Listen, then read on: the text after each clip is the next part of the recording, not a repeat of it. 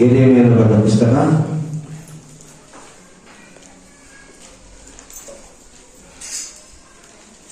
33ನೇ ಅಧ್ಯಾಯ 1ರಿಂದ 6 ವಚನಗಳವರೆಗೆ ನಾವು ಓದಿಕೊಳ್ಳಲು ಪ್ರಾರಂಭಿಸುತ್ತೇವೆ. ಯೆರೆಮೀಯನು ಬರೆದ ಪುಸ್ತಕ 33ನೇ ಅಧ್ಯಾಯ 1ರಿಂದ 6 ವಚನಗಳ ತನಕ ನಾವು ಓದುವಂತವರಾಗಿರೋಣ. ಎಲ್ಲರೂ ಸ್ವರವೆತ್ತಿ ಇವತ್ತು 6 ವಚನಗಳವರೆಗೆ ಓದಬೇಕು ಕೇಳ್ಕೊಳ್ತೇನೆ. ಯೆರೆಮೀಯನು ಕಾರಾಗೃಹದ ಅಂಗಳದಲ್ಲಿ ಸೆರೆಯಾಗಿದ್ದಾಗ ಅವನಿಗೆ ಯೆಹೋವನು ಈ 2ನೇ ವಾಕ್ಯವನ್ನು ಅನುಗ್ರಹಿಸಿದನು.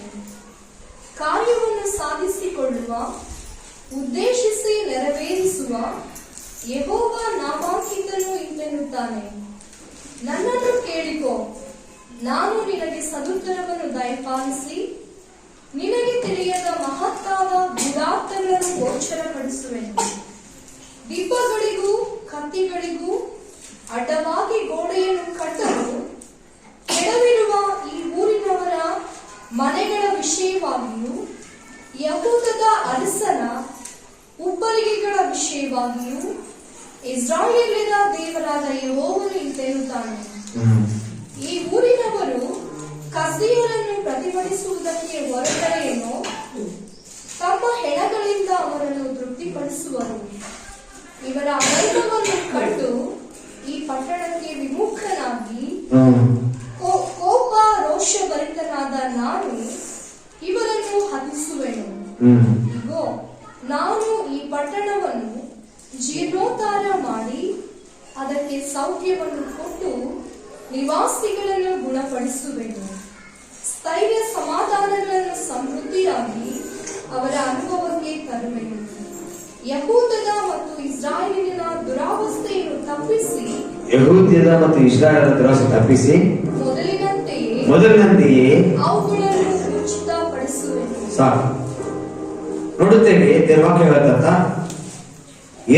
ಯೆರೆಮೀಯನು ಇನ್ನೂ ಕಾರಾಗೃಹದ ಅಂಗಳದಲ್ಲಿ ಸೆರೆಯಾಗಿದ್ದಾಗ ಅವನಿಗೆ ಯೆಹೋವನು ಈ 2ನೇ ವಾಕ್ಯವನ್ನು ಅನುಗ್ರಹಿಸಿದನು ಎಂಬುದಾಗಿ.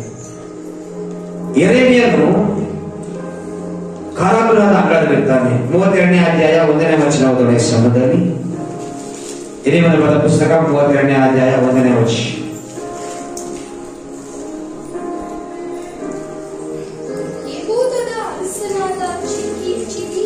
ಯಹೂದದ ಅರಸನಾದ ಚಿದ್ಕೀಯನ ಆಳ್ವಿಕೆಯ 10ನೆಯ ವರ್ಷದಲ್ಲಿ, ಅಂದರೆ ನೆಬೂಕದ್ನೆಚ್ಚರನ ಆಳ್ವಿಕೆಯ 18ನೆಯ ವರ್ಷದಲ್ಲಿ ಯೆಹೋವನು ಯೆರೆಮೀಯನಿಗೆ ತನ್ನ ವಾಕ್ಯವನ್ನು ದಯಪಾಲಿಸಿದನು. ನೋಡುತ್ತೇವೆ, ಇದು ಮೊದಲನೇ ಸಾರಿ ದೇವರು ಅವನ ಕೂಡ ಮಾತನಾಡುತ್ತಿರುವುದು. ನೋಡುತ್ತೇವೆ ಯೆರೆಮೀಯನ ಬಗ್ಗೆ ಸರಳ ದೇವರು ಮಾತನಾಡ್ತಾ ಇದ್ದಾನೆ. ಅಂದ್ರೆ ಈ ಒಂದು ಅಧ್ಯಾಯದಲ್ಲಿ ಅನೇಕ ಸಾರಿ ದೇವರು ಮಾತನಾಡ್ತಾನೆ. ಆದ್ರೆ ಈ ಅಂಶದ ಬಗ್ಗೆ ಯೆರೆಮೀಯನು ಕಾರಾಗೃಹದ ಅಂಗಳದಲ್ಲಿ ಸೆರೆಯಾಗಿರ್ತಾನೆ. ಚಿದ್ಕೀಯನು ಮತ್ತು ನೆಬೂಕದ್ನೆಚ್ಚರನ ಕಾಲದಲ್ಲಿ ಇಸ್ರಾಯೇಲರು ಬಂಧಿತರಾಗಿ ಹೋಗ್ತಾರೆ.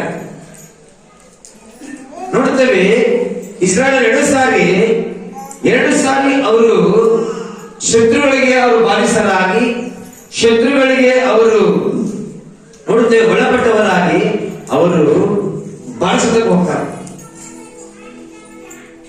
ಐಗುಪ್ತ ದೇಶ ಆದ ನಂತರ ಹೇಳ್ತಿರೋದು, ಐಗುಪ್ತ ದೇಶ ಆದ ನಂತರ ಅಲ್ಲ, ಐಗುಪ್ತ ದೇಶದ ಒಂದು ಕ್ರಿಯೆಗಳ ಆದ ನಂತರ ದೇವರು ಅವರಿಗಾಗಿ ಒಂದು ಸ್ಥಳವನ್ನು ಸಿದ್ಧಪಡಿಸಿ ಆ ಸ್ಥಳದಲ್ಲಿ ಅವರು ಸ್ಥಿರಪಡಿಸಿ ದಾವೀದನಗರವನ್ನು ದೇವರಿಗೆ ಕಟ್ಟಿಕೊಟ್ರೆ, ಇವರು ಅನೇಕ ಸಾರಿ ಅವಿಧೇಯರಾಗಿ ದೇವರ ಮಾತು ಸರಿಯಾಗಿ ಅರ್ಥ ಮಾಡಿಕೊಳ್ಳದೆ, ದೇವರು ಸರಿಯಾಗಿ ತಿಳ್ಕೊಳ್ಳದೆ ಇವರು ಏನ್ ಮಾಡಿದ್ರು ಗೊತ್ತಾ? ದೇವರಿಗೆ ಅವಿಧೇಯರಾದ. ನೆಬೂಕದ್ನೆಚ್ಚರನ ಕಾಲದಲ್ಲಿ ಯೆಹೋವನ ಆಲಯವು ಸುಡಲ್ಪಟ್ಟಿತು. ಯೆಹೋವನ ಆಲಯವು ನೋಡಿದ್ರೆ ಶತ್ರುವಶವಾಯಿತು.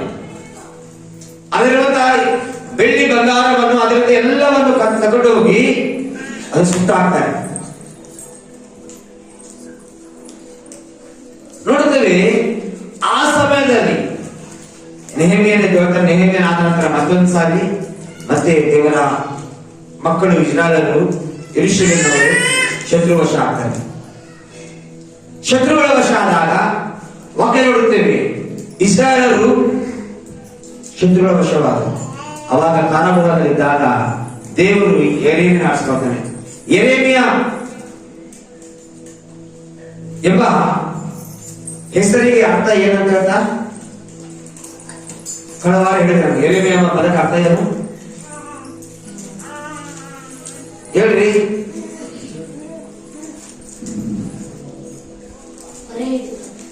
ಮೊರೆ ಇಡುವವನು, ಅಳುವವನು, ಗೋಳಾಡುವವನು. ವೀಪಿಂಗ್ ಪ್ರಾಫಿಟ್, ಅಳುವ ಪ್ರವಾದಿ. ಯೆರೆಮೀಯನು ಅಳುವ ಪ್ರವಾದಿ. ದೇವರು ಅವನ ಪ್ರವಾದಿನಿಯಾಗಿ ಆರಿಸಿಕೊಳ್ಳುವಾಗ, ಪ್ರವಾದಿಯಾಗಿ ಆರಿಸಿಕೊಳ್ಳುವಾಗ ನೋಡುತ್ತೇವೆ, ಅವನು ಅಳುವ ಪ್ರವಾದಿ. ಯಾವಾಗಲೂ ದೇವರ ಮಕ್ಕಳಲ್ಲಿ, ದೇವರ ಸೇವಕರಲ್ಲಿ, ಪ್ರವಾದಿಗಳಲ್ಲಿ, ಯಾಜಕರಲ್ಲಿ ಬೇರೆ ಅತ್ಯಂತವರು ಬಹಳ ಜನ ಇದ್ದಾರೆ. ಅತ್ಯಂತವರು ಬಹಳ ಜನ ಇದ್ದಾರೆ. ಇಸ್ರಾಯೇಲ್ ದುರಾವಸ್ಥೆಯನ್ನು ನೋಡಿ, ಇಸ್ರಾಯೇಲ್ ಒಂದು ಶತ್ರು ಬಾಧೆಗೆ ಹೋಗಿದೆ ನೋಡಿ, ಅನೇಕ ಪ್ರವಾದಿಗಳು ಹತ್ತಿದ್ದಾರೆ. ನೋಡ್ತೇವೆ, ನೆಹೆಮೀಯನು ಹತ್ಕೊಂಡು ಅವನು ಕೂತ್ಕೊಳ್ತಾನೆ, ಎಸ್ತೇರಳು ಹತ್ಕೊಂಡು ಕೂತ್ಕೊಳ್ತಾಳೆ. ಮತ್ತೆ ನೋಡುತ್ತೇವೆ ಅನೇಕ ಸಾರಿ ಸಮುವೇಲನು ಹತ್ಕೊಂಡು ಕೂತ್ಕೊಳ್ತಾನೆ, ಎಲೀಷನು ಹತ್ಕೊಂಡು ಕೂತ್ಕೊಳ್ತಾನೆ. ಇವರೆಲ್ಲರೂ ದೇವರ ಬಗ್ಗೆ ಅಳುವಂತವರು. ದೇವರನ್ನು ಯಾರು ಗೊತ್ತಾ? ನಾಶವಾಗ್ತಿರುವಂತಹ ಈ ದೇಶಕ್ಕಾಗಿ, ನಾಶವಾಗ್ತಿರುವ ಈ ಜನಾಂಗಕ್ಕಾಗಿ ಅಳುವಂತರು ಹುಡುಕ್ತಾ ಇದ್ದಾನೆ. ವೇದನೆಯನ್ನು ಪಡುವಂತರು ಹುಡುಕ್ತಾ ಇದ್ದಾನೆ. ದುಃಖದ ಪ್ರಾರ್ಥನಾಗಿ ದೇವರಿಗೆ ಬರಡುವಂತರು ದೇವರು ಹುಡುಕ್ತಾ ಇದ್ದಾನೆ. ಈ ದಿನಗಳಲ್ಲಿ ಪ್ರವಚನಾತ್ಮಕವಾಗಿ ದೇವರು ಮಾತನಾಡುತ್ತಾ ಮಾತಾಡುತ್ತಾ, ಈ ದೇಶದಲ್ಲಿ ಇವತ್ತು ದೇಶವು ಹಾಳಾಗದಂತೆ ದೇಶ ರಕ್ಷಣೆಗೋಸ್ಕರ ಗೋಳಾಡುವಂತವರನ್ನು ದೇವರು ಹುಡುಕ್ತಾ ಇದ್ದಾನೆ. ಯೇಸು ಸ್ವಾಮಿ ಜಾಗ ಹೇಳ್ತಾನೆ, ಯೆರೂಸಲೇಮಿನ ಸೌಭಾಗ್ಯವನ್ನು ನೋಡಿ, ಯೇಸುವಿನ ಕಥೆ ನೋಡಿ, ಯೇಸು ಒಂದ್ಸರಿ ದುಃಖ ಮನದಂತ. ಇವತ್ತು ಯಾಕಂದ್ರೆ ಜನರು ಸುಖವನ್ನು ಅನುಭವಿಸ್ತಾ ದೇವರನ್ನು ಮರೆತೋಗಿದ್ದಾರೆ. ಸುಖವನ್ನು ಅನುಭವಿಸ್ತಾ ದೇವರನ್ನು ಮರೆತೋಗಿದ್ದಾರೆ. ದೇವರದ ನಿರ್ಲಕ್ಷ್ಯ, ದೇವರ ಆಲಯದ ನಿರ್ಲಕ್ಷ್ಯ, ರಕ್ಷಣೆಯ ನಿರ್ಲಕ್ಷ್ಯ, ಭದ್ರತೆಯ ನಿರ್ಲಕ್ಷ್ಯದಿಂದಲೇ ದೇವರ ಆಶೀರ್ವಾದವನ್ನು ಕಳ್ಕೊಳ್ತಾರೆ ಅನೇಕರು. ನಿರ್ಲಕ್ಷ್ಯದಿಂದಲೇ ದೇವರ ಮಹಿಮೆಯನ್ನು ತಮ್ಮ ಜೀವಿತದಲ್ಲಿ ಕಳ್ಕೊಳ್ತಾರೆ ಜನರು. ನಾವು ಯಾವತ್ತೂ ನಾವು ನಿರ್ಲಕ್ಷ್ಯ ಮಾಡ್ತೀವಲ್ಲ, ದೇವರು ಹಾಕಿದ ಭದ್ರತೆಯನ್ನು, ದೇವರ ರಕ್ಷಣೆಯನ್ನು, ಕವಚವನ್ನು ಕಳ್ಕೊಳ್ತೇವೆ. ದೇವರ ಕೊಡದ ಪ್ರೀತಿಯನ್ನು ಕಳ್ಕೊಳ್ತೀವಿ. ಆದರೆ ಅನೇಕ ಜನ ನಿರ್ಲಕ್ಷ್ಯ ಮಾಡ್ತಾ ದೇವರನ್ನು ಕಳ್ಕೊಳ್ತಾರೆ. ಯೆರೆಮೀಯನ ಪುಸ್ತಕ ನೋಡುತ್ತೇವೆ, ಇಸ್ರಾಯೇಲ್ ಮಾಡಿದ ಅದೇ ಸುಖಭೋಗಗಳನ್ನು ಅನುಭವಿಸುತ್ತಾ ಅಸುಖಭೋಗದಲ್ಲಿ ಬಿದ್ದುಕೊಂಡು ದೇವರು ಮರೆತೋಗ್ಬಿಟ್ರು. ಯೆರೆಮೀಯನ ಪುಸ್ತಕ ನೋಡುತ್ತೇವೆ, ದೇವರು ಅಳುವಂತ ಪ್ರವಾದಿಯನ್ನು ಎಬ್ಬಿಸಿ, ಪ್ರವಾದನೆ ಎಬ್ಬಿಸಿ ದೇವರು ಮಾತಾಡ್ತಾನೆ. ಈಗ ನಾನು ಕಾರ್ಯವನ್ನು ರೂಪಿಸಿ ನೋಡುತ್ತೇವೆ, ಕಾರ್ಯವನ್ನು ಸಾಧಿಸಿಕೊಳ್ಳುವ ಉದ್ದೇಶಿಸಿ ನೆರವೇರಿಸುವ ಯೆಹೋವನಿಗೆ ಕಾರ್ಯವನ್ನು ಸಾಧಿಸಿಕೊಳ್ಳುವ, ಕಾರ್ಯ ನೆರವೇರಿಸುವ ದೇವರು ಆತನ ಮಾತಾಡುವುದಿಲ್ಲ. ನನ್ನ ಕಾರ್ಯವನ್ನು ಅದನ್ನು ರೂಪಿಸಾದನೆ, ಅದನ್ನು ಸಾಧಿಸ್ತಾನೆ. ನೋಡ್ತೇವೆ, ದೇವರಿಗೆ ಬಂದು ನಮ್ಮ ಸಗಡ ಮಾತನಾಡ್ತಾ ಪ್ರವಚನಾತ್ಮಕ ಮಾತಾಡ್ತಾ ಕಾರ್ಯವನ್ನು ರೂಪಿಸ್ತಾ ಇದ್ದಾನೆ. ನಿಮಗೋಸ್ಕರ ಅದ್ಭುತವನ್ನು ರೂಪಿಸ್ತಾ ಇದ್ದಾನೆ, ನಿಮಗೋಸ್ಕರ ಮಹತ್ಕಾರವನ್ನು ರೂಪಿಸ್ತಾ ಇದ್ದಾನೆ. 2026ನೇ ಇಸ್ವಿಯಲ್ಲಿ ಒಂದು ಕಾರ್ಯ ಹಾಕಿಟ್ಟಿದ್ದಾನೆ ದೇವರು. ಆ ಒಂದು ಕಾರ್ಯವನ್ನು ದೇವರು ಯಾವಾಗ ನೆರವೇರಿಸ್ತಾರೆ ಗೊತ್ತಾ? ಅದನ್ನು ಯಾವಾಗ ದೇವರು ನೆರವೇರಿಸ್ತಾನೆ? ದೇವರ ಜೊತೆ ಕಾರ್ಯ ಮಾಡಿಲ್ಲ, ನನ್ನ ಜೊತೆ ಅದ್ಭುತ ಮಾಡಿಲ್ಲ, ನನ್ನ ಜೊತೆ ಅದ್ಭುತ ಮಾಡುವಂತವರೇ, ಈ ಸಮಯದಲ್ಲಿ ದೇವರ ವಾಕ್ಯವು, ದೇವರ ಕಾರ್ಯವು ಯಾವಾಗ ನಮ್ಮ ಜೊತೆ ನೆರವೇರ್ತದೆ, ದೇವರ ಕಾರ್ಯ ಯಾವಾಗ ನಮ್ಮ ಜೊತೆ ಕಾರ್ಯರೂಪಕ್ಕೆ ಬರ್ತದೆ ಎಂಬುದಾಗಿ ನಾವು ಧ್ಯಾನಿಸೋಣ. ದೇವರ ಹೇಳ್ತಾ ನೋಡ್ತೇವೆ, 3ನೇ ವಚನ, ನನ್ನನ್ನು ಕೇಳಿಕೋ. ದೇವರನ್ನು ಕೇಳಿದಾಗ ದೇವರ ಕಾರ್ಯಗಳ ಜೊತೆ ದೇವರಿಗೆ ಸಾಧ್ಯ. Hallelujah, hallelujah. ದೇವರ ಮೇಲೆ ಆಧಾರ ಪಟ್ಟಾಗ, ದೇವರ ಮೇಲೆ ನಾವು ಆತುಕೊಂಡಾಗ, ದೇವರ ಮೇಲೆ ನಾವು ಆಶ್ರಯಿಸಿದಾಗ ನಮ್ಮ ಜೀವಿತದ ದೇವರ ನೆರವೇರಲಿಕ್ಕೆ ಸಾಧ್ಯ ಆಗ್ತದೆ. ದೇವರ ನೆರವೇರಿನ ಕೇಳ್ಕೋ. ದೇವರನ್ನು ಕೇಳುವಾಗ ಆತನು ಕಾರ್ಯವನ್ನು ರೂಪಿಸಿ ಕಾರ್ಯ ಸಿದ್ಧಿಗೆ ತರ್ತಾರೆ. ಹಲ್ಲೆಲೂಯಾ. ಕಾರ್ಯವನ್ನು ರೂಪಿಸಿ ಕಾರ್ಯ ಸಿದ್ಧಿಗೆ ತರ್ತಾನೆ. ಏನೋ ಒಂದು ಹೊಸ ಕಾರ್ಯ ಜೀವಿತ ದೇವರು ಮಾಡಲಿಕ್ಕೆ ಇಷ್ಟಪಡ್ತಾನೆ. ದೇವರು ಏನೋ ಒಂದು ಹೊಸ ಅದ್ಭುತ ಜೀವಿತ ಮಾಡಲಿಕ್ಕೆ ಇಷ್ಟಪಡ್ತಾನ. ದೇವರು ಏನೋ ಒಂದು ಮಹಿಮೆ ಜೀವನ ಮಾಡಲಿಕ್ಕೆ ಇಷ್ಟಪಡ್ತದನ್ನ. ಆದರೆ ಆ ಕಾರ್ಯವು ರೂಪಣೆಗೆ ಬರಬೇಕು. ಆ ಕಾರ್ಯ ಸಾಧಕವಾಗಬೇಕಾದ್ರಿಂದ ನಾವು ದೇವರನ್ನು ನಾವು ಕೇಳುವಂತ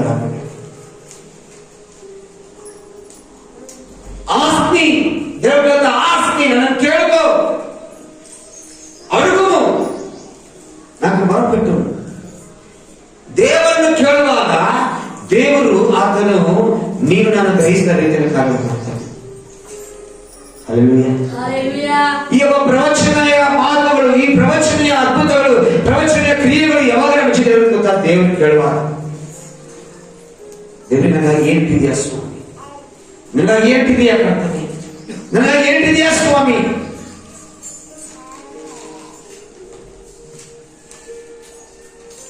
ದೇವರು ಅದನ್ನು ರೂಪಿಸ್ತಾನೆ. ಏನೋ ಒಂದು ಕಾರ್ಯವನ್ನು ರೂಪಿಸ್ತಾನೆ. ಆತನ ಆಲೋಚನೆಗಳೇ ಬೇರೆ, ಆತನ ಕ್ರಿಯೆಗಳೇ ಬೇರೆ, ಆತನ ಒಂದು ಊಹೆಗಳೇ ಬೇರೆ. ನಿನ್ನ ಚಿಂತೆ ಬಗ್ಗೆ ಇವತ್ತು ನಾವು ಅನ್ಕೊಳ್ತೀವಿ ಏನೋ ಸಾಕು, ಸ್ವಲ್ಪ ಆದ್ರೆ ಸಾಕು, ಇವತ್ತಾದ್ರೆ ಸಾಕು ಎಂಬುದಾ. ಅನೇಕ ಜನ ಹೇಳ್ತಾರೆ, ದೇವವಾಕ್ಯವನ್ನು ಹೇಳಿದ ಪ್ರಕಾರ ಹೇಳ್ತಿರ್ತಾರೆ. ದೇವವಾಕ್ಯ ಹೇಳ್ತಾರೆ ಸರ್ ಅವತ್ತಿನ ಕಾರಣ ನಮಗೆ ಸಾಕು ಎಂಬುದಾಗಿ. ಆ ಕಾಟದ ಬಗ್ಗೆ ದೇವರು ಮಾತಾಡ್ತಾ ಇಲ್ಲ. ಆ ಕಾಟ ಅದು ಗಲಿಬಿಲಿ ಇರ್ತವರಿಗೆ, ಗಲಿಬಿಲಿ ಇರ್ತವರಿಗೆ. ದೇವರ ಆಶೀರ್ವಾದವು ತುಂಬಿ ಹೊರಸೂಸುವಾಗ ದೇವರು ಮಾಡ್ತಾನೆ. ಹಲ್ಲೆಲೂಯಾ. ದೇವರ ಆಶೀರ್ವಾದ ತುಂಬಿ ಹೊರಸೂಸುವ ಹಾಗೆ ಎರಡನೇ ಸಲ ಮಾತಾಡ್ತಾರೆ. ನನ್ನನ್ನು ಕೇಳ್ಕೋ. ಯಾವಾಗ ದೇವರು ಕೇಳ್ತೀಯೋ ದೇವರು ನಿನ್ನ ಜೀವಿತದಲ್ಲಿ ವಿಶೇಷ ಕಾರ್ಯ ಮಾಡ್ತಾನೆ. ಒಂದು ಮಾತು ಓದೋಣ ಈ ಸಮಯದಲ್ಲಿ. ಯೆಶಾಯನ ಬರೆದ ಪುಸ್ತಕ 48ನೇ ಅಧ್ಯಾಯ 6ನೇ ವಚನ. ಯೆಶಾಯ 48:6.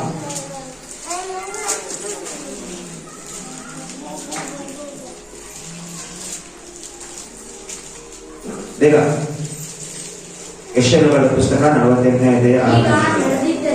ಈಗ ನಡೆದಲ್ಲ ನೋಡು, ಪ್ರಸಿದ್ಧಪಡಿಸಲಿ. ಈಗಿನಿಂದ ಹೊಸ ಸಂಗತಿಗಳನ್ನು ನೀನು ತಿಳಿಸಿದ್ದಿ. ನೀನು ತಿಳಿಯದಿದ್ದ ಗುಪ್ತ ವಿಷಯಗಳನ್ನು ನಿನಗೆ ಅರುಗುತ್ತೇನೆ. ಎಲ್ಲರೂ ಸರಿ ಸಮಯದಲ್ಲಿ, ಪ್ರತಿಯೊಬ್ಬರು ಈ ಶ್ರಮದಲ್ಲಿ ಲೌಡ ಗಟ್ಟಿಯಾಗಿ ಶ್ರಮದಲ್ಲಿ 48ನೇ ಅಧ್ಯಾಯ 6ನೇ ವಚನ. The book of Isaiah chapter 48 verse 6. ಈ ಸಮಯದಲ್ಲಿ ಮೊದಲು ತೆಲುಗು ಇಂಗ್ಲಿಷ್ ಕನ್ನಡದಲ್ಲಿ ಓದಿದ ನಂತರ ಒಬ್ಬರು ತೆಲುಗಲ್ಲಿ ಒಬ್ಬರು ಇಂಗ್ಲಿಷ್ ಅಲ್ಲಿ ಓದಿ ಸಮಯದಲ್ಲಿ. ಯೆಶಾಯನ ಬರೆದ ಪುಸ್ತಕ 48ನೇ ಅಧ್ಯಾಯ 6ನೇ ವಚನ. ಒಬ್ಬರು ಇಂಗ್ಲಿಷು ತೆಲುಗು ತೆಗೆದುಕೊಂಡ ನಂತರ ಮೊದಲ ಈ ಸಮಯದಲ್ಲಿ ಆಗಲೇ ಎಲ್ಲರೂ ಸೇರಿ ಆಗಲೇ ಕೇಳಿದ್ದೀಯಲ್ಲ, ಆಗಲೇ ಕೇಳಿದ್ದೀಯಲ್ಲ, ಈಗ ನಡೆದದಲ್ಲ ನೋಡು, ನಿನ್ನವರೇ ಪ್ರಸಿದ್ಧಪಡಿಸಲಿ. ಇಂದಿನಿಂದ ಹೊಸ ಸಂಗತಿಗಳನ್ನು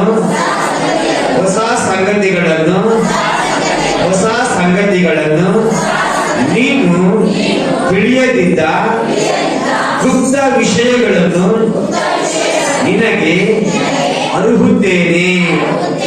ನಿನಗೆ ತಿಳಿಯದಿದ್ದ ಗುಪ್ತ ವಿಷಯಗಳನ್ನು ನಿನಗೆ ಅರುಹುತ್ತೇನೆ. ಅರುಹುತ್ತಾದ್ರೆ ಏನಪ್ಪ ಅಂತ ಅಷ್ಟೇನಾ?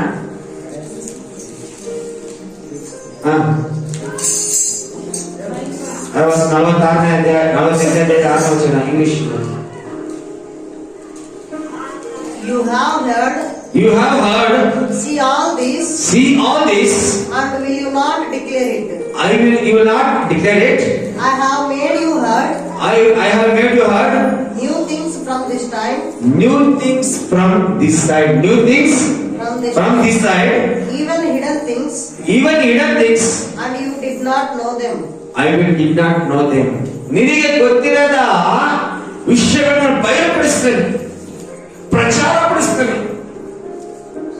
ಏನ್ ಹೇಳ್ತಾ ಮೊದಲದಾಗಿ తెలుగులో 6ನೇ ವಚನ. నీవు ఆ సంగతి వినియున్నావు, ఇదంతయు ఆలోచించుము, అది నిజమని మీరు ఒప్పుకొనవలేను కదా. తెలియని మర్మమైన కొత్త సంగతులను నేనిక మీదట మీకు తెలియజేయుచున్నాను. అవి పూర్వకాలమున సృజించబడినవి కావు అని ఇప్పుడు కలుగనవియే.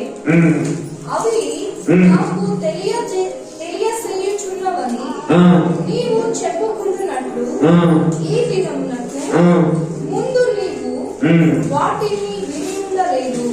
ಮುಂದೆ ವಾಟಿಗೆ అంటే ನೀ ಮೊದಲ ಕೇಳಲಿಲ್ಲ.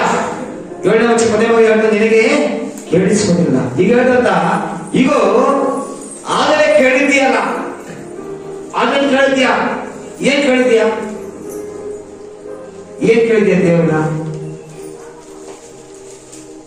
ದೇವರನ್ನ ನಾವು ಏನ್ ಕೇಳ್ತೀವಲ್ಲೋ, ದೇವರು ಅಲ್ಲಿ ಹೊಸ ಕಾರ್ಯವನ್ನು ದೇವರು ಮಾಡಲಿಕ್ಕೆ ಶಕ್ತನಾಗಿದ್ದಾನೆ. ಹಲ್ಲೆಲೂಯಾ. ದೇವ ಹೇಳ್ತಾ ನನ್ನನ್ನು ಕೇಳ್ಕೋ, ನನ್ನ ಅಡುಗನು. You will ask me. When you ask, He will give the answer for you. Hallelujah. ಯಾವಾಗ ನೀನು ಆತನನ್ನು ಕೇಳುತ್ತೀಯೋ ಆಗ ಆತನು ನಿನಗೆ ಸಹಾಯ ಮಾಡ್ತಾನೆ. ನೀನು ಕೇಳಿದ್ಯಲ್ಲ ನನಗೆ ಇದು ಬೇಕಂತೇಳಿ, ನೀನು ಕೇಳಿದ್ಯಲ್ಲ. ಯಾರು ಕೂಡ ದೇವರ ಸನ್ನಿಧಾನದಲ್ಲಿ ಯಾರು ಕೇಳ್ತಾರೋ ಅವನಿಗೆ ದೇವರು ಕೊಡಲಾರದೆ ಇರುವಂತ ದೇವರಲ್ಲ ಆತನು. ಯಾರು ಏನು ಕೇಳಿದರೂ ಅವರಿಗೆ ಆತನು ತನ್ನ ಮರ್ಮಗಳ ಮೂಲಕ, ತನ್ನ ದರ್ಶನಗಳ ಮೂಲಕ, ತನ್ನ ಸೇವಕರ ಮೂಲಕ ಮಾತನಾಡಿ ಅದನ್ನು ನೆರವೇರಿಸುವ ದೇವರು ಆತನಾಗಿದ್ದಾನೆ. ಹಲ್ಲೆಲೂಯಾ. ನೀನು ಕೇಳಿಕೊಳ್ಳುವಾಗ ದೇವರೇ ನನಗೆ ಬಿಡುಗಡೆ ಬೇಕು, ದೇವರೇ ನನಗೆ ಸ್ವಸ್ಥತೆ ಬೇಕು, ದೇವರೇ ಇದರಿಂದ ನಾನು ವಿಮುಕ್ತರಾಗಬೇಕು, ದೇವರೇ ಇದರಿಂದ ನಾನು ಸ್ವಾಮಿ ದೇವರೇ ಬಯಲಾಗಬೇಕು ಅಂತ ದೇವರು ಕೇಳಿದ್ರೆ ಏನ್ ಕೊಡ್ತಾನೆ? ಎಲ್ಲರಿಗೂ ಫೋನ್ ಮಾಡಿ ನನಗೆ ಬೇಸಿಲ್ಲ, ಆರೋಗ್ಯ ಬೇಸಿಲ್ಲ, ನನಗೆ ಆರೋಗ್ಯ ಬೇಸಿಲ್ಲ ಎಲ್ಲರಿಗೂ ಹೇಳೋದಲ್ಲ. ದೇವರೇ ನನಗೆ ಆರೋಗ್ಯ ಸರಿಯಿಲ್ಲ ಸ್ವಾಮಿ. ಹಲ್ಲೆಲೂಯಾ. ಒಬ್ಬ ಸಹೋದರನೇ ಭೇಟಿಯಾಗಿದೆ. ಅವರು ಸೇವಕರು, ನನ್ನ ಜೊತೆ ಸೇವಕರು, ಅವ್ರನ್ನ ಕಾಣಬಯಸೋರು. ಆದ್ರೆ ಅವರ ಜೀವಿತದಲ್ಲಿ BTH ಮಾಡಿದ್ದಾರೆ, ಬೈಬಲ್ ಟ್ರೈನಿಂಗ್ ಮಾಡಿದ್ದಾರೆ, ಒಳ್ಳೆ ಸೇವಕರು, ಬೈಬಲ್ ಪ್ರಸಂಗ ಮಾಡ್ತಾರ, ಬೈಬಲ್ ಟೀಚಿಂಗ್ ಮಾಡ್ತಾರೆ. ಆದ್ರೆ ದೇವರನ್ನು ಕೇಳಿಕೊಳ್ಳುವಂತ ಆ ಒಂದು ಹಂಬಲ, ದೇವರಿಗೆ ಸಮಯ ಕಳೆದಂತ ಹಂಬಲ ಅವರಿಗಿಲ್ಲ. ಹಲ್ಲೆಲೂಯಾ. ಪ್ರಸಂಗ ಬೇಕಾದ್ರೆ ಎಷ್ಟು ಗಂಟೆ ಮಾಡ್ತಾನೆ, ಎಷ್ಟು ಹೊತ್ತು ಬೇಕಾದ್ರೆ ಬೈಬಲ್ ವಾಕ್ಯವನ್ನು ಬೋಧಿಸ್ತಾನ. ಆದ್ರೆ ದೇವರ ಸನ್ನಿಧಾನದಲ್ಲಿ ಕೂತುಕೊಂಡು ದೇವರನ್ನು ಕೇಳುವಂತ ಹಂಬಲ ಆ ಒಂದು ಹೃದಯ ಆ ಸೇವಕನಲ್ಲಿ ಕಾಣ್ತಾರೆ. ಒಬ್ಬ ಸಹೋದರ ನನಗೆ ಪರಿಚಯ. ನಾನು ಅವಳ ಸಹೋದರ ಹೇಳ್ತಿದ್ದೆ,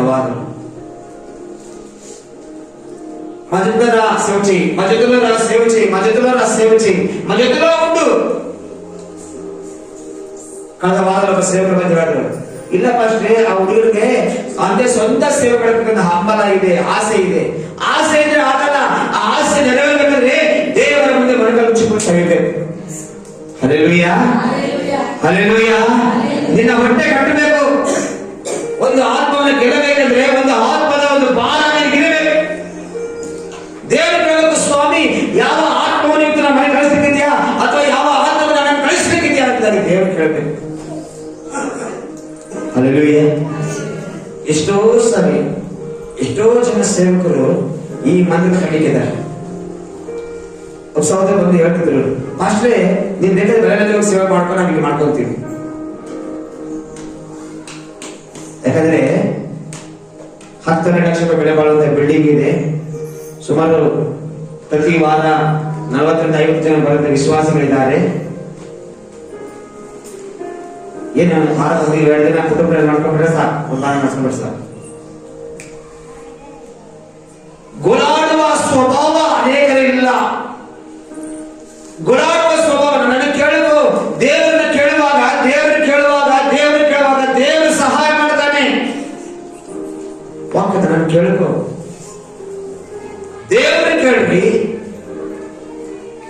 ವಾಕ್ಯ ಹೇಳ್ತಂತ ಪುರಾತನ ಕಾಲದಲ್ಲಿ ಆಗಿಲ್ಲ, ಆಹಾ ಮೊದಲೇ ನಾನು ತಿಳ್ಕೊಂಡನು ಎಂದು ನೀನು ಅಂದುಕೊಳ್ಳುವ ಹಾಗೆ ಈ ದಿನದ ಮುಂಚೆ ನಾನು ನಿನಗೆ ಕೇಳಲಿಲ್ಲ. ನೀನು ಕೇಳಿಲ್ಲ. ವಾಕ್ಯ ಹೇಳ್ತಂತ 8ನೇ ವಚನ ಮೊದಲವಾಗಿ ಹೇಳ್ತಾ ಈ ದಿನಕ್ಕೆ ನೀನು ಕೇಳಿಲ್ಲ, ನೀನು ಕೇಳಿಲ್ಲ. 7ನೇ ವಚನ ಹೇಳ್ತಾ 6ನೇ ವಚನ ಆಗಲೇ ಕೇಳಿದ್ಯಲ್ಲ. ಕೆಲಸ ಕೇಳ್ತೀವಿ, ಕೆಲಸ ಕೇಳ ದೇವರನ್ನ ಕೇಳುವುದಾದರೆ ದೇವರು ನಿನಗೆ ಅದ್ಭುತ ಮಾಡ್ತಾನೆ. ದೇವರನ್ನ ಕೇಳಿದ್ರೆ ದೇವರು ಮಹತ್ಕಾರ್ಯ ಮಾಡ್ತಾನೆ.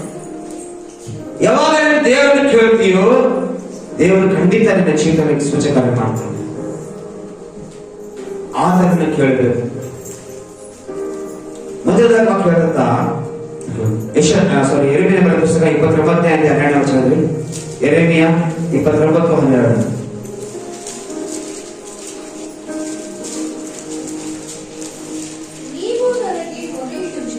ನೀವು ನನಗೆ ಬಳಿರುವಿರಿ, ನನ್ನನ್ನು ಪ್ರಾರ್ಥಿಸಲು ಹೋಗುವಿರಿ, ನೋಡ್ಬೇಕಂತ ನೀವು ನನಗೆ ಬಯಲಿರುವಿರಿ, ನನ್ನನ್ನು ಪ್ರಾರ್ಥಿಸಲು ಹೋಗುವಿರಿ, ನಾನು ಕಿವಿಗೊಡುವೆನು. ನೀವು ನನ್ನನ್ನು ಹುಡುಕುವಿರಿ, ಮನಪೂರ್ವಕವಾಗಿ ಹುಡುಕಿದಾಗ ನನ್ನನ್ನು ಕಂಡುಕೊಳ್ಳುವೆ. ಎಷ್ಟು ಹೊತ್ತು ಬೇರೆ ಬಿದ್ದು ಸಾಯದಲ್ಲ, ಎಷ್ಟು ಹೊತ್ತು ಸೇವಕರನ್ನು ಬೆಳೆದು ಸಾಯದಲ್ಲ. ಮನಪೂರ್ವಕವಾಗಿ ದೇವರು ಹುಡುಕ್ಬೇಕು, ಮನಪೂರ್ವಕವಾಗಿ ದೇವರ ಸನ್ನಿಧಾನ ಕೇಳಬೇಕು, ಮನಪೂರ್ವಕವಾಗಿ ದೇವರ ಸಮ್ಮುಖದಲ್ಲಿ ನಿಂತ್ಕೊಳ್ಳಬೇಕು. ನನಗಾಗಿ ಪಾಸ್ಟರ್ ಪ್ರೇರ್ ಮಾಡಿಲ್ಲ, ನನಗಾಗಿ ಈ ಪಾಸ್ಟರ್ ಪ್ರೇರ್ ಮಾಡಿಲ್ಲ, ಆ ಪಾಸ್ಟರ್ ಪ್ರೇರ್ ಮಾಡ್ದ, ಆ ಪಾಸ್ಟರ್ ಈಗ ಉತ್ತರ ಕೊಟ್ಟ. ನೀನ್ ಕೇಳಿದ್ರೆ ತಾನೇ ದೇವರಿಗೆ ಸಹಾಯ ಮಾಡೋದು. ಸಹಾಯ ಮಾಡುವಂತವ್ರು ಸೇವಕನಲ್ಲ, ಸಹಾಯ ಮಾಡೋದು ಯಾರಾಗಿದ್ದಾರೆ? ದೇವರಾಗಿದ್ದಾರೆ. Hallelujah, hallelujah. ಯಾರು ಪ್ರಾರ್ಥನೆ ಮಾಡಿದ್ರು ಕೂಡ ದೇವರಂತ ಕೇಳಿದ ಸೇವಕರು ಪ್ರಾರ್ಥನೆ ಮಾಡಿದ್ರೆ ಕೇಳ್ತಾರೆ ದೇವರನ್ನ. ನೀನು ಕೇಳಿಕೊಂಡ್ರೆ ಇಲ್ಲಿ ವಾಕ್ಯ ಹೇಳ್ತಾ ಯೆರೆಮೀಯನ ಬರೆದ ಪುಸ್ತಕ 29ನೇ ಅಧ್ಯಾಯ 12ನೇ ವಚನ ಹೇಳ್ತಾ ನೋಡ್ರಿ, ಇಲ್ಲಿ ವಾಕ್ಯ ನೋಡಿದ್ರೆ ಮತ್ತೊಂದು ಸರಿ ಓದೋಣ ಈ ಸಮಯದಲ್ಲಿ. ನನ್ನನ್ನು ಪ್ರಾರ್ಥಿಸಲು ಹೋಗುವಿರಿ, ನಾನು ಕಿವಿ ಕೊಡುವೆ. ನನ್ನನ್ನು ಪ್ರಾರ್ಥಿಸಲು ಎಷ್ಟು ಜನ ಇವತ್ತು ನಿಜವಾಗಿ ನಮ್ಮ ಮನೆಗಳಲ್ಲಿ ನಾವು ಪ್ರಾರ್ಥನಾ ಜೀವಿತ ಕಟ್ಟಿಕೊಂಡಿದ್ದೀವಿ. ನನ್ನ ಮನೆಯ ಪರಿಸ್ಥಿತಿಗಳು, ನನ್ನ ಮನೆಯ ಒಂದು ಸ್ಥಿತಿಗತಿಗಳು, ನನ್ನ ಮನೆಯ ಒಂದು ಕಷ್ಟ ಕಣ್ಣೀರು ನಮ್ಮ ಮನೆಯಲ್ಲಿ ಇದೆ ಎಂಬುದಾಗಿ ನಾವು ವೈಯಕ್ತಿಕವಾಗಿ ಪ್ರಾರ್ಥನಾ ಜೀವಿತವನ್ನು ಕಟ್ಟಿಕೊಂಡಿದ್ದೇವೆ. ಎಷ್ಟು ಜನ ಪ್ರಾರ್ಥನಾ ಜೀವಿತ ಕಟ್ಟಿಕೊಂಡಿದ್ದೇವೆ? ಎಷ್ಟು ಹೊತ್ತು ಪ್ರಾರ್ಥನಾ ಜೀವಿತ ಕಟ್ಟಿಕೊಂಡಿದ್ದೇವೆ? ಎಷ್ಟು ಸಮಯ ದೇವರ ನಿಕಟವಾಗಿ ನಾವು ಇರ್ತಾರೆ? ಮರುದಿನ ಒಂದು ಬುಧವಾರ ನನ್ನ ಹಾಗೆ ಕರ್ನಾಟಕ ಗೋವಾದಲ್ಲಿ ಸೇವೆ ಒಬ್ಬ ದೈವಸೇವಕರು ಬಂದಿದ್ದರು. ಬೆಳಗಾವಿಯಿಂದ ಸಂತೋಷ್ ಎಂಬುದಾಗಿ ಒಬ್ಬ ದೈವಸೇವಕರು ಬಂದಿದ್ದರು. ಆ ಸೇವಕನ ಪ್ರಾರ್ಥನಾ ಜೀವಿತ ಅದು ಡಿಫ್ರೆಂಟ್ ಆಗಿ ಆತ. ಆ ಸೇವಕನು ಹೇಳ್ತಾನೆ, ಬೆಳಿಗ್ಗೆ ಅಂದ್ಕೊಂಡ ಆಯ್ತು ಸ್ವಲ್ಪ ಪ್ರೇ ಮಾಡ್ಕೊಂಡು ನಾನು ಆ ಕೆಲಸ ಇದೆ ಈ ಕೆಲಸ ಇದೆ ಅಂತ ಪ್ರಾರ್ಥನೆ ಹೋಗಿ ಪ್ರಾರ್ಥನೆ ಮಾಡಿ ಕುತ್ಕೋತ ಪ್ರಾರ್ಥನೆ ಮಾಡಿ ಕುತ್ಕೋತ ಅಂತ ಅದಕ್ಕೆ ಗೊತ್ತೇ ಆಗದಂತ. ಒಂದೊಂದ್ಸರಿ ಮಧ್ಯಾಹ್ನ, ಒಂದೊಂದ್ಸರಿ ಸಾಯಂಕಾಲ ಆಗ್ತದಂತ ಆ ಪ್ರಾರ್ಥನೆ ಕೊಡೋದಕ್ಕೆ ಹೊರಡಬೇಕಾಗುತ್ತೆ. ಎಷ್ಟೋ ಜನ ಬಂದು ಕೂತ್ಕೊಂಡು ಹೋಗ್ತಾರಂತ, ಪಾಸ್ಟರ್ ಇನ್ನ ಬಂದಿಲ್ಲ ಪಾಸ್ಟರ್ ಬಂದ ಅಂತ. ಇಲ್ಲ, ಪಾಸ್ಟರ್ ಅವರು ಪ್ರೇರಣೆ ಕೂತ್ಕೊಂಡಿದ್ದಾರೆ. ಸುಮಾರು ಆ ಪ್ರಾರ್ಥನೆ ಮುಗಿಸಿ 2 ವರ್ಷದಲ್ಲಿ ನೋಡ್ತೇವೆ 30-40 ಬಿಸಿಲು ಬಿದ್ದಿರ್ತಾವಂತ. ಅನೇಕ ಜನ ಇವತ್ತು ನಾವು ಮನೆಯಲ್ಲಿ ಸೇವೆ ಹೋಗುವ ಏನು ಜನ ಟೀಕಿಸ್ತಾರೋ ಆ ವಿಭಾಗ ಅದು ಟೀಕಿಸ್ತಾ ಇದ್ದಾರಂತ. ಬರೀ 10 ಜನಕ್ಕೋಸ್ಕರ ಬೆಳಗಾವಿಯಿಂದ ಗೋವಾ ಹೋಗ್ತಾನೆ ಸೇವೆ ಮಾಡ್ಲಿಕ್ಕಾಗಿ, ಬೆಳಗಾವಿಯಿಂದ ಸೇವೆ ಹೋಗ್ತಾನೆ 10 ಜನಕ್ಕೋಸ್ಕರ. ಆದ್ರೂ ಆ ಸೇವೆಗೆ ಹೋಗ್ತಾ ಇರೋ ಸಮಯದಲ್ಲಿ, ಸೇವೆ ಹೋಗ್ತಾ ಇರೋ ಸಮಯದಲ್ಲಿ ಬೈಕಲ್ಲಿ ಹೋಗ್ತಂತ. ಮಧ್ಯಾಹ್ನ 2 ಗಂಟೆ ಹೊರಗಡೆ ಬಿಟ್ಟಿನ ಬೈಕಲ್ಲಿ ಹೋಗ್ತಾ ಇದ್ರು. 10 ಜನರಿಗೆ ಕಾಣುವಾದ ಸಭೆ ಇವತ್ತು 250 ಜನರಾಗಿದ್ದಾರೆ ಸಭೆ. ಹಲ್ಲೆಲೂಯಾ. ಸಭೆಯವರ ಮುಂದೆ ಬಂದು ಆತನಿಗೆ ಕಾಣಿಸ್ಕೊಂಡ್ರಂತ. ಸಭೆಯವರ ಮುಂದೆ ಬಂದು ಆತನ ಪ್ರತಿ ಭಾನುವಾರ ಚರ್ಚೆ ಆಗಿದೆ, ಅದಕ್ಕೋಸ್ಕರ ಊಟ ಸಿದ್ಧಪಡಿಸಿ ಆ ಕಾರ್ಯ ಸಿದ್ಧ ಮಾಡಿರ್ತಾರಂತ. ಹೇಳ್ತಾನ, ನಾನು ಆ ಕಾರ್ಯದರ್ಶನ ಸಿದ್ಧ ಆಗುತ್ತಂತ.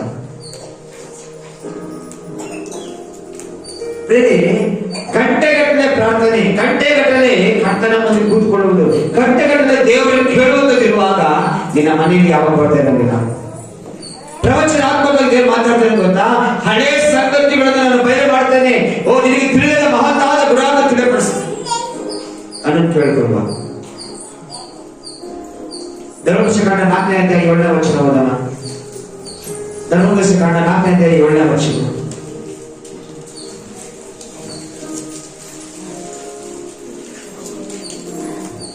ಓದಿರ ನೋಡಿ.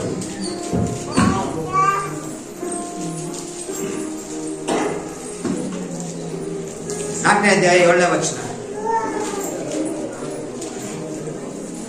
ನಾವು ನಮ್ಮ ದೇವರಾದ ಯೆಹೋವನಿಗೆ ಮೊರೆಯಿಡುವಾಗಿಲ್ಲ, ಆತನು ಸಮೀಪವಾಗಿಯೇ ಇದ್ದಾನೆ. ನೋಡ್ರಿ, ದೇವರಿಗೆ ನೀನು ಮೊರೆಯಿಡುವುದಾದರೆ ದೇವರೇನಾಗ್ತಾನ?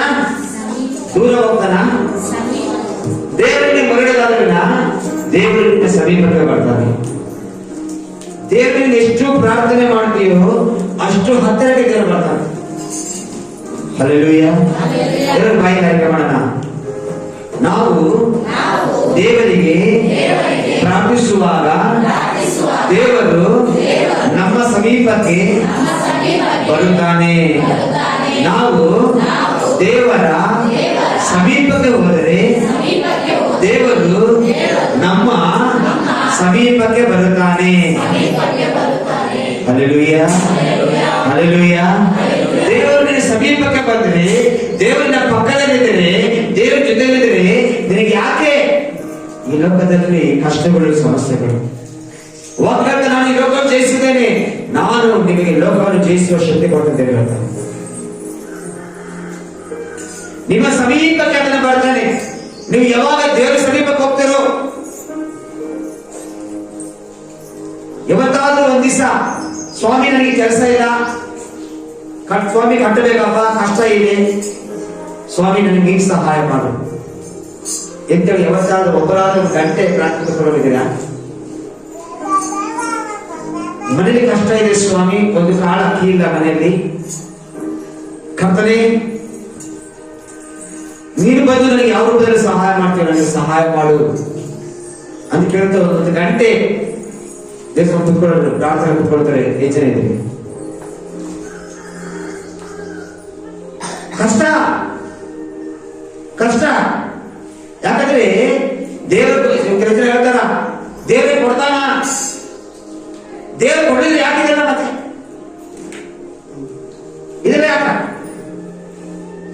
ದೇವರು ಕೊಟ್ಟೆ ಕೊಡ್ತಾನೆ. ಹಲ್ಲೆಲೂಯಾ.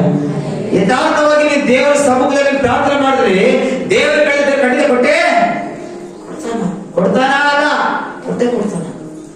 ಇನ್ನು ಹತ್ತಿರಕ್ಕೆ ಬರ್ತಾನ.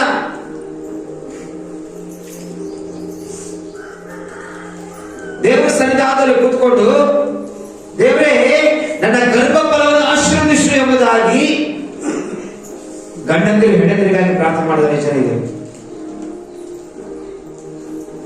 ಎಷ್ಟು ಜನ ಸ್ವಾಮಿ ನನ್ನ ಮಕ್ಕಳನ್ನ ಆಶೀರ್ವದಿಸು ಎಂಬುದಾಗಿ ಮಕ್ಕಳನ್ನ ಕೈ ಇಟ್ಟು ಪ್ರಾರ್ಥಿಸಿದವರು ಎಷ್ಟು ಜನ ಇದ್ದೇವೆ? ಒಂದು ಗಂಟೆ, ಒಂದು ಅರ್ಧ ಗಂಟೆ, 10 ನಿಮಿಷ, 15 ನಿಮಿಷ. ನನ್ನ ಮಕ್ಕಳ ದಾಟಕ್ಕೆ ಹೋಗಬಾರ್ದು ಸ್ವಾಮಿ, ಕರ್ತನೆ ನಿನ್ನ ಕೈ ಹಿಡಿತೀನಿ ಮಕ್ಕಳನ್ನ ಎಂಬುದಾಗಿ ಎಷ್ಟು ಜನ ಪ್ರಾರ್ಥನೆ ಮಾಡುತ್ತಾರೆ? ಅವ್ರಿಗೆ ಭಯಪಡ ಬೇಸರ. ನಮ್ಮ ಮಕ್ಕಳಿಗೆ ಒಳ್ಳೆ ಮನೆ ಕಟ್ಟಬೇಕೇನಿ, ನಮ್ಮ ಮಕ್ಕಳಿಗೆ ಬೇಕಾದಷ್ಟು ಆಸ್ತಿ ಮಾಡಿದ್ದೀನಿ, ಏನ್ ಸಮಸ್ಯೆ? ಹೆಂಗನ ಬಿಡು, ಹೆಂಗನೆ ತಗೊಳ್ಳಿ. ಒಂದ್ ದಿವಸ ಅವನೇ ಹೋಗ್ಬಿಟ್ರೆ ನಿನ್ನ ಆಸ್ತಿ ಅಂತಸ್ತು ಏನ್ ಬರ್ತಾ?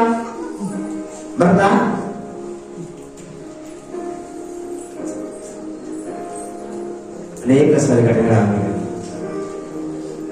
ದೇವರ ಆಶೀರ್ವಾದವು ಮಕ್ಕಳ ಮೇಲೆ, ನಮ್ಮ ಕುಟುಂಬದ ಮೇಲೆ, ನನ್ನ ಮನೆಯಲ್ಲಿ ಇರಬೇಕಾದ್ರೆ ನಾನು ದೇವರ ಹತ್ತಿರಕ್ಕೆ ಹೋಗ್ಬೇಕು, ದೇವರು ಹುಡುಕಾಡಬೇಕು.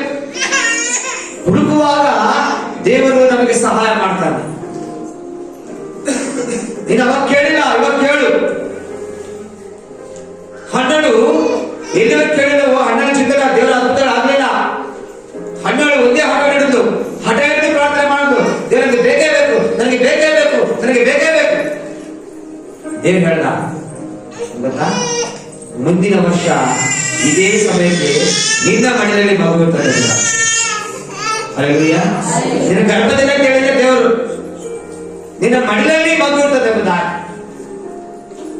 ನಿನ್ನ ಮಡಿಲಲ್ಲಿ ಮಗು ಎಂಬುದಾಗಿ ಆ ಪ್ರವಚನೆಯನ್ನು ನೋಡ್ತೀವಿ. ಯಾಚಕನು ಮಾಡುವಾಗ ಅದರಲ್ಲಿ ಅರ್ಥನ ತಿಳ್ಕೊಳ್ಳೋಣ. ನಾನು ರೂಪಿಸ್ತದಾನೆ, ನಾನು ಅದನ್ನು ಕರೆದು ತರ್ತೇನೆ. ಮುಂದಿನ ವರ್ಷ ಇದೇ ಸಮಯಕ್ಕೆ ಬದಿಟ್ಕೋ, ನಿನ್ನ ಮಡಿಲಲ್ಲಿ ಮಗು ಇರ್ತದೆ ಎಂಬುದಾಗಿ. ನನಗೆ ಗೊತ್ತಿಲ್ಲ, ಕಳೆದ ದಿನ ನಾನು ಸ್ವಲ್ಪ ಪ್ರಯಾಣ ಹೋಗಿದ್ದೀನಿ. ನಾನು ಶಿಲ್ಪ ಹಾಸ್ಪಿಟಲ್ ಹೋಗಿ ಬೆಳಗ್ಗೆ ಹಾಸ್ಪಿಟಲ್ ಹೋಗಬೇಕಾಗಿತ್ತು. ಪ್ರಾರ್ಥನೆ ಮಾಡ್ಕೊಳ್ತಿದ್ದೆ ಬರುವ ಸಮಯದಲ್ಲಿ, ಮತ್ತೆ ಮನೆ ಕೂತ್ಕೊಂಡಾಗ ನಾನು ಪ್ರಾರ್ಥನೆ ಮಾಡ್ತಿದ್ದ ಸಮಯದಲ್ಲಿ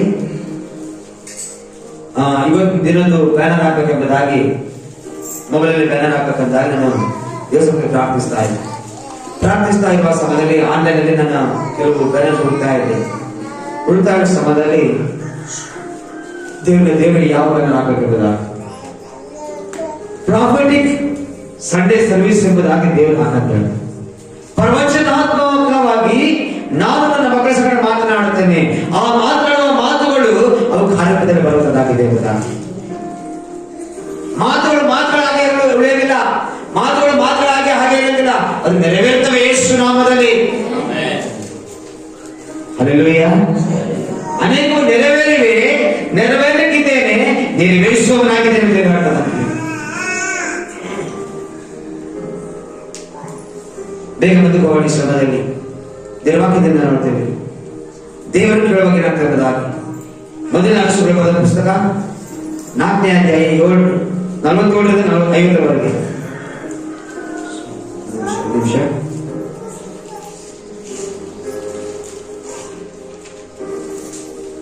ಕೀರ್ತನೆಗಳು 50ನೇ ಅಧ್ಯಾಯ 15ನೇ ವಚನ. ಕೀರ್ತನೆಗಳು 50ನೇ ಅಧ್ಯಾಯ 15ನೇ ವಚನ. ಕಷ್ಟ ಕಾಲದಲ್ಲಿ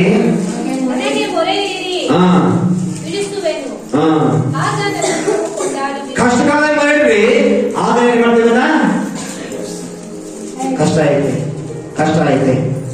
ಐತೆ. ಪ್ರತಿಯೊಬ್ಬರ ಬಾಯಿಂದ ಬರೋದು ಒಂದೇ ಒಂದು, ಕಷ್ಟ ಐತೆ ಸಾರ್, ಬಹಳ ಕಷ್ಟ ಐತೆ.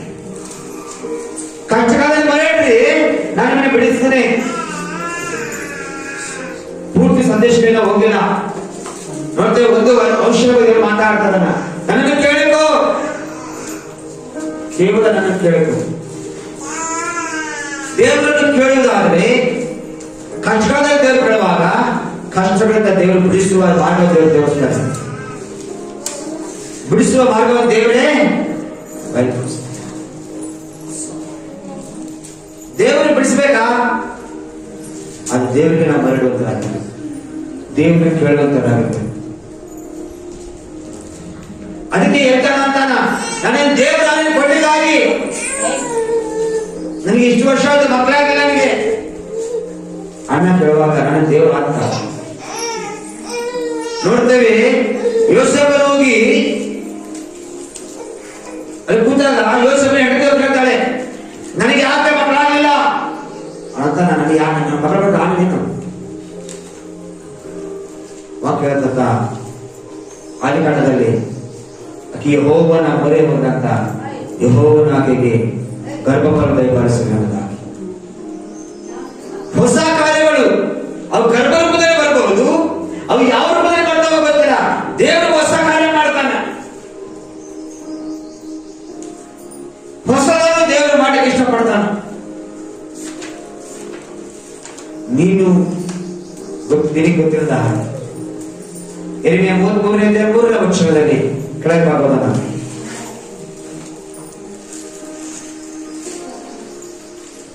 ನನ್ನನ್ನು ಕೇಳಿಕೊ, ನಾನು ನಿನಗೆ ಸದುತ್ತರವನ್ನು ದಯಪಾಲಿಸುತ್ತೇನೆ. ದೇವರನ್ನು ಕೇಳುವಾಗ ದೇವರು ಉತ್ತರ ಕೊಡ್ತಾನೆ.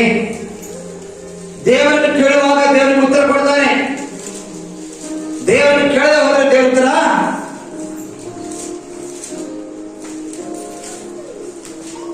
ಯಾರ್ಯಾಗ್ಲಿ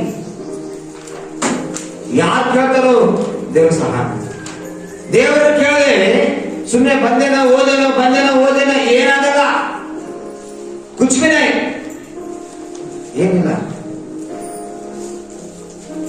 ನಮಗೆಲ್ಲ ಗೊತ್ತಿರುತ್ತೆ ವಾಕ್ಯ. ಮತ್ತೆ ವರ್ಷ ಇವಣ್ಣ ಹೇಳ್ತಾ ನೋಡಿ, ಹೇಳ್ತಾ ಬೇಡಿಕೊಳ್ಳೋದು ನಿಮಗೆ ದೊರೆಯುವುದು, ಹುಡುಗಿ ನಿಮಗೆ ಸಿಕ್ಕುವುದು, ತಟ್ಟಿ ನಿಮಗೆ ಬೇಡುವ ಪ್ರತಿಯೊಬ್ಬನು ಹೊಂದುವನು, ಹುಡುಗುವ ಪ್ರತಿಯೊಬ್ಬನು ಸಿಕ್ಕುವನು, ತಟ್ಟುವ ಪ್ರತಿಯೊಬ್ಬನಿಗೆ ತೆರೆದುಬಿಡುವನು. ನೋಡಿ, ನಾವು ಏನ್ ಮಾಡ್ತೀವೋ ಖಂಡಿತ ಅದಕ್ಕೆ ಉತ್ತರ ಇದ್ದೇ ಇದೆ. ಹಲ್ಲೆಲೂಯಾ.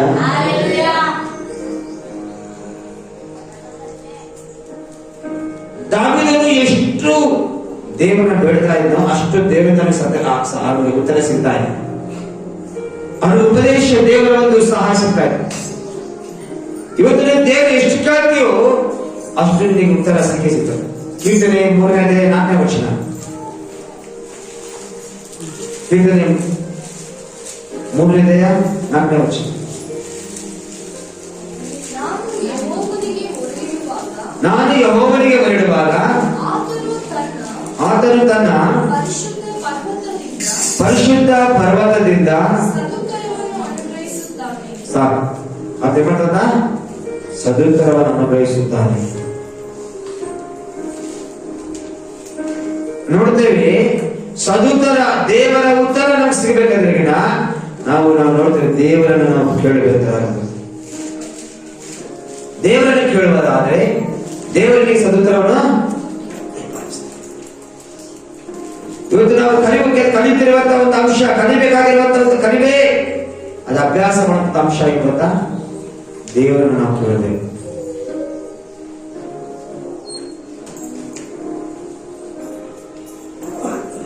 ಮೊದಲ ಅಂಶಗಳು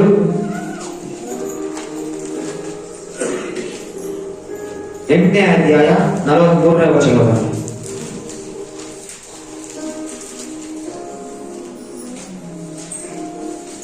ಮೊದಲ ಅಂಶ ಫಸ್ಟ್ ಕಿಂಗ್ಸ್ ಚಾಪ್ಟರ್ 8 ವರ್ಸ್ 43.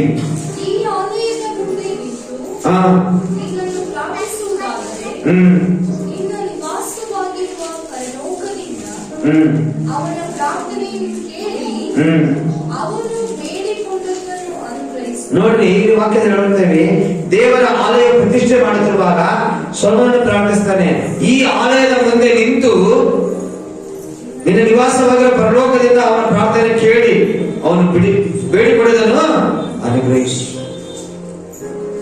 ಬೇಡಿಕೊಳ್ಳುವುದನ್ನು ಅನುಗ್ರಹಿಸು.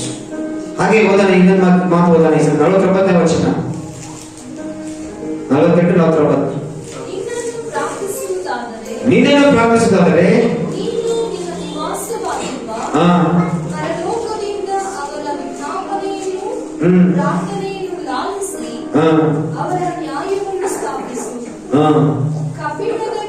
ಕಬ್ಬಿಣ ಕರಗಿಸುವ ಕುಲುಮೆಯೋಪಾದಿಯರಿಂದ ಐಗುಪ್ತ ದೇಶದಿಂದ ನೀನು ಬಿಡಿಸಿದ ಈ ಜನರು ನಿನ್ನ ಸ್ವಕೀಯ ಜನರಾಗಿದ್ದಾರೆಂದು ನೆನೆಸಿ ಅವರು ನಿನಗೆ ವಿರುದ್ಧವಾಗಿ ಮಾಡಿದ ಎಲ್ಲಾ ಅಪರಾಧ ದ್ರೋಹಗಳನ್ನು ಕ್ಷಮಿಸಿ ಅವರನ್ನು ಸೆರೆಯುವುದವರ ಮನಸ್ಸಿನಲ್ಲಿ ಅವರ ಮೇಲೆ ದಯ ಹುಟ್ಟಿಸು. ಸಾಕು. ನೋಡ್ತೇವೆ 52ನೇ ವಚನದಲ್ಲಿ ಒಂದು ಮಾತಿದೆ ಪ್ರಿಯರೇ, ನೋಡ್ತೇವೆ ಅವರ ವಿಜ್ಞಾಪನೆಯನ್ನು ಲಾಲಿಸು, ಅವರ ಪ್ರಾರ್ಥನೆಯನ್ನು ಲಾಲಿಸು.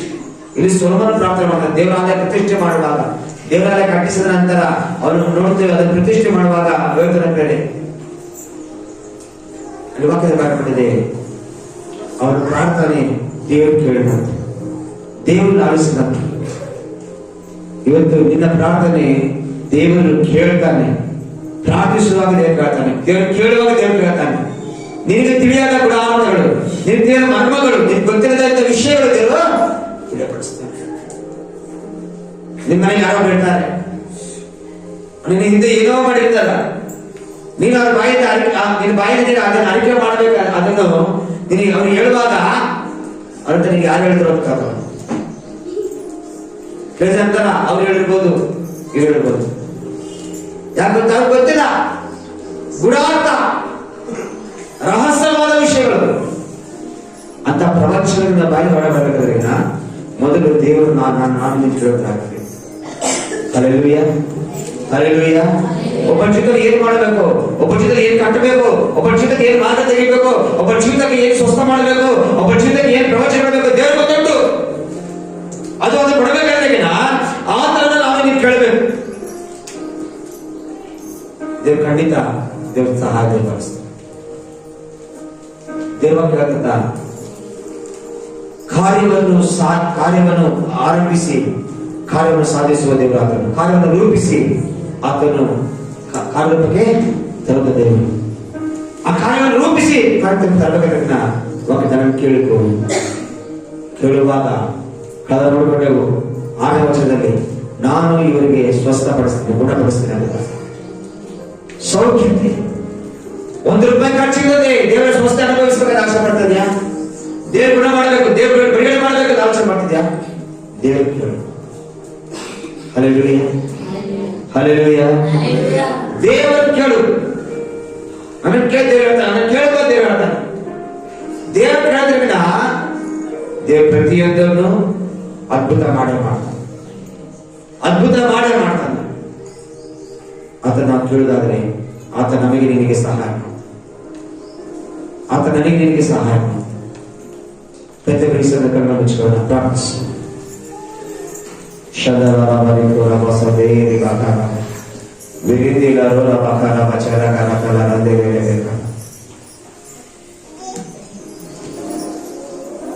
ಕಾರ್ಯವನ್ನು ರೂಪಿಸಿ ಕಾರ್ಯವನ್ನು ಸಾಧಿಸುವ ದೇವರು.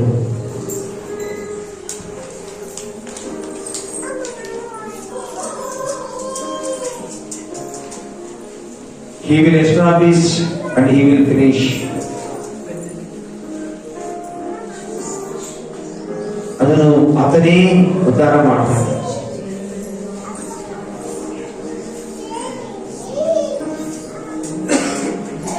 ಆತನಿಂದ ಆಗದ ಕಾರ್ಯ ಒಂದೇ ಇಲ್ಲ,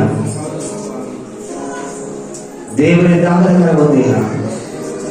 ಒಂದು ವೇಳೆ MLA ಆಗದೆ ಇರ್ಬೋದು, CM ಇಂದ ಆಗದೆ ಇರ್ಬೋದು, ಎಂತ ತಂದೆ ತಾಯಿಂದ ಆಗದೆ ಇರ್ಬೋದು, ದೇವರ ಕೈಯಿಂದ ಸಾಧ್ಯ. ದೇವರನ್ನು ಕೇಳುವಾಗ ದೇವರು ಕಾರ್ಯ ಮಾಡ್ತಾರೆ.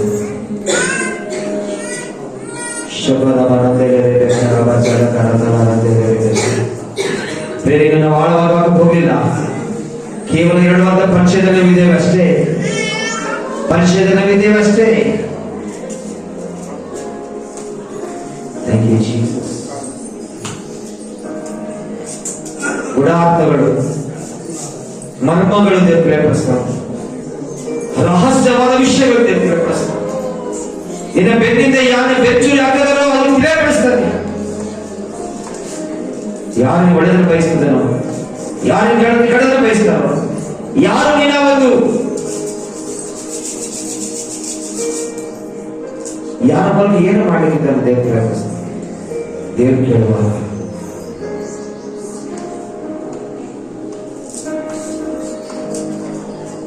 Thank you Jesus. ಪ್ರೀತಿ ಸ್ವರೂಪನಾದ ನನ್ನ ಪ್ರೀತಿಯ ಪರಲೋಕದಲ್ಲಿರುವ ಪರಲೋಕ ತಂದೆಯಾದ ದೇವರೇ, ನವಕಕ್ಕಾಗಿ ವಂದನೆ ಸಲ್ಲಿಸ್ತೇವೆ ರಾಜ. ಪಿತೃಪಟ ವಾಕ್ಯವು ಪ್ರತಿಯೊಬ್ಬರ ಜೀವಿತದಲ್ಲಿ ಕಾರ್ಯ ಮಾಡುವಂತೆ ಸಹಾಯ ಮಾಡು. ಪ್ರವಚನಾತ್ಮಕವಾಗಿ ನೀನು ಮಾತನಾಡಿದೆಯಾ ರಾಜ. ಪ್ರವಚನಗಳು ಯೇಸುವಿನ ನಾಮದಲ್ಲಿ ನಾನು ಕೇಳಿಕೊಳ್ಳುವ ನೆರವೇರಿಸು, ಯೇಸು ನಾಮದಲ್ಲಿ ನೆರವೇರಿಸು. ಈ ದಿನವೇ ಏನು ನೀನು ಮಾತನಾಡಿದ್ದೀಯೋ ಮುಂದಿನ ವರ್ಷ ಈ ದಿನಕ್ಕೆಲ್ಲ ಅದು ಅವರ ಮಡಿಲಲ್ಲಿ ಸಿಗಲಿ ಯೇಸು ನಾಮದಲ್ಲಿ. ಅವರ ಮಡಿಲಿಗೆ ಬರಲಿ ಯೇಸು ನಾಮದಲ್ಲಿ. ಪಾತ್ರಗಳಾಗಿರ್ಬೋದು, ಆಸ್ತಿ ಅಂತಸ್ತುಗಳಾಗಿರ್ಬೋದು, ಗರ್ಭದ ಮಕ್ಕಳಾಗಿರ್ಬೋದು, ಯೇಸು ನಾಮದಲ್ಲಿ, ಯೇಸು ನಾಮದಲ್ಲಿ, ಓ ಕಾರ್ಯರೂಪದಲ್ಲಿ ಬರಲಿ ಯೇಸು ನಾಮದಲ್ಲಿ. ಸ್ವಾಮಿ, ನಿಧಿ ನಿಕ್ಷೇಪಗಳು ಅವರ ಮಡಿಲಿಗೆ ಬರಲಿ ಯೇಸು ನಾಮದಲ್ಲಿ. ಜೀಸಸ್, ಭಯಪಡಿಸು. ಕಿವಿಗಳು ತೆರೆಯಲ್ಪಡಲಿ ಯೇಸು ನಾಮದಲ್ಲಿ. ಮಂಕಾದ ಕಿವಿಗಳು ಈಗಲೇ ಓಪನ್ ಆಗಲಿ ಯೇಸು ನಾಮದಲ್ಲಿ. ಡೆವಿಲ್ ಲೂಸ್ ಯೇಸು ನಾಮದಲ್ಲಿ. ಕಾರ್ಯವನ್ನು ಸಾಧಿಸಿ ಕಾರ್ಯ ರೂಪಿಸುವ ದೇವರಾಗಿದ್ದೇನೆ. ನೀನೇ ಕಾರ್ಯವನ್ನು ಸಾಧಿಸು, ಕಾರ್ಯವನ್ನು ರೂಪಿಸು. ನೀನೇ ಮಹಿಮ. ನಿನಗೆಲ್ಲ ವಿಷಯ ಅರ್ಪಿಸಿಕೊಡುತ್ತೇನೆ ಸ್ವಾಮಿ. ಕರ್ತನೆ, ನೀನು ನಡೆಸು. ಇಲ್ಲಿ ನಡೆಸಿದ ಕರ್ತನ ಮುಂದೆ ನಡೆಸು. ನೀನೇ ಮಹಿಮೆ ಕಾರಣ. ನೀವು ಪ್ರತಿಯೊಬ್ಬರ ಚಿತ್ತದಲ್ಲಿ ಸ್ವಾಮಿ ಕಾರ್ಯ ಮಾಡುವಂತೆ ಸಹಾಯ ಮಾಡು. ಮಹಿಮ ಯೇಸು ಕ್ರಿಸ್ತನ ನಾಮದಲ್ಲಿ ತಂದೆ ಪ್ರಾರ್ಥಿಸಿ ಸದುತ್ತರವನ್ನು ಪಡೆದು ಇದೇ ತಂದೆ ಆಗ್ತೇವೆ.